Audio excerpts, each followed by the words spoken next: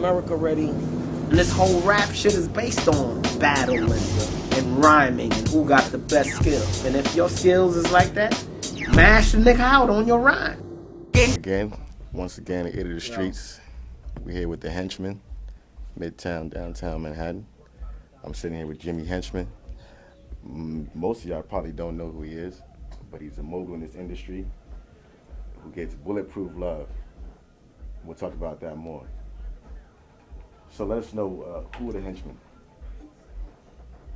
The Henchman is basically a bunch of producers. The basic concept of Henchman was that, it would be a production company facilitating beats for the industry. And that's how basically the Henchman organization was established. But the Henchman, you mean what the meaning of Henchman is? Tell us, yeah. The meaning of Henchman basically is, a loyal companion, a loyal soldier, a loyal friend, a trusted friend, all of those good things. Sometimes people takes this name Henchman and they try to make it seem like that it's something dark, some kind of villain or something, but Henchman doesn't mean none of that to us, The name?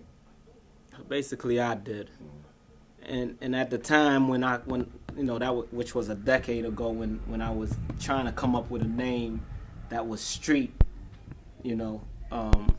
and could do the same things in the music industry, Puffy had already took Bad Boys. That was always like something in the back of my mind. So I needed something just as dope as the Bad Boy name. Yeah. So I thought Henchman was good enough for that. That where I could still keep my edgy streetness. And then blend into the music business. And when did the organization start? Like what? Around what time? Around 10 years ago. Around 1990. Okay.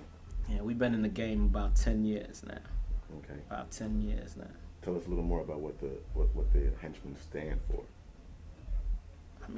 Like I said, the Henchmen stand for being a good friend.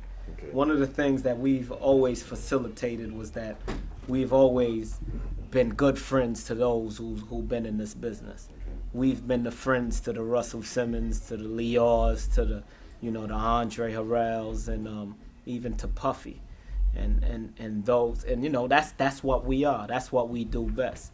Okay. Is that we're their friends. We talk to them when they need somebody to talk to. When do they usually need somebody to talk to?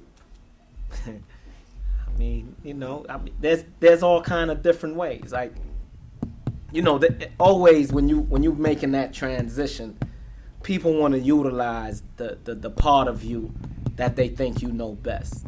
And a lot of time, if you come from the streets, that's what they want to utilize. Surely in the beginning, the street aspect of it all was what they wanted to concentrate on. But there's always, for some reason, the music game attracts, people from the streets.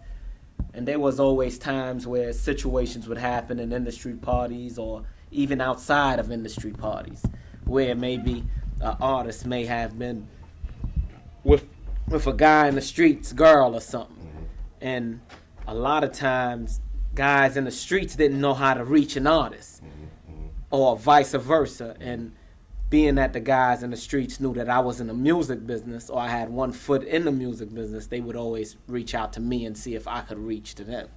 And that was, basically, our role in the game in the beginning, where we would be that conduit for them dudes in the street who wanted to get to guys in the music industry and vice versa.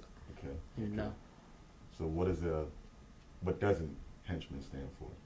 Well, Henchman doesn't stand for, we're definitely not a gang. Okay. We ain't repping no set, we ain't wearing no colors, Okay. We are not extorting, that isn't the things. And even though a lot of times, people think that this is what the connotation of what Henchman is, that's not what we stand for. That ain't something that we believe in. You know, that ain't nothing. That's not what we stand on or nothing. That ain't our foundation or anything. Even though, because people see strength, they think that that's the way that we might make our money, or you know what I'm saying. But that's totally not the the issue. Okay. Do you feel that like the Henchman maybe probably have diffused a lot of problems in the hip hop industry? Yeah, I believe we have. The ones that we've been involved with, and it wasn't only, beefs that was in New York. There's beefs that been coastal, beefs that been in the Midwest, beefs that been in Chicago. You know what I'm saying? Where if we didn't have our hands in it, we knew somebody who was in it who we might have advised how to deal with certain problems. You know what I'm saying? Just from coming from New York, sometimes I don't understand how to deal with the gangbangers in L.A., but I know dudes in L.A. that know how to deal with that. So, and that's how we try to deal with it. We try to, diffuse whatever we can in the game. You know what I'm saying? You got Big on the Wall. Big got that song with What is Beef? What is beef to you? Can you explain to people? What is beef? What is beef? Oh, Biggie explained that very well in the song. He covered it like a mug.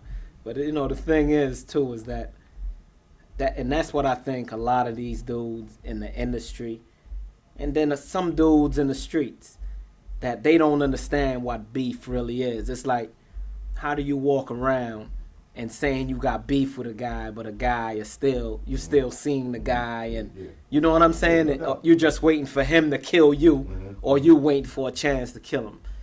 That's not really beef. That's just some, you waiting for a nigga to turn his back, and you know what I'm saying? That's how the Italians kill dudes. Some coward ass murders. When a nigga get in the front seat, you want to choke him out or shoot him in the back of the head. But that's that coward murder shit. So. Is America ready? And this whole rap shit is based on battling and rhyming and who got the best skills. And if your skills is like that, mash the nigga out on your rhyme.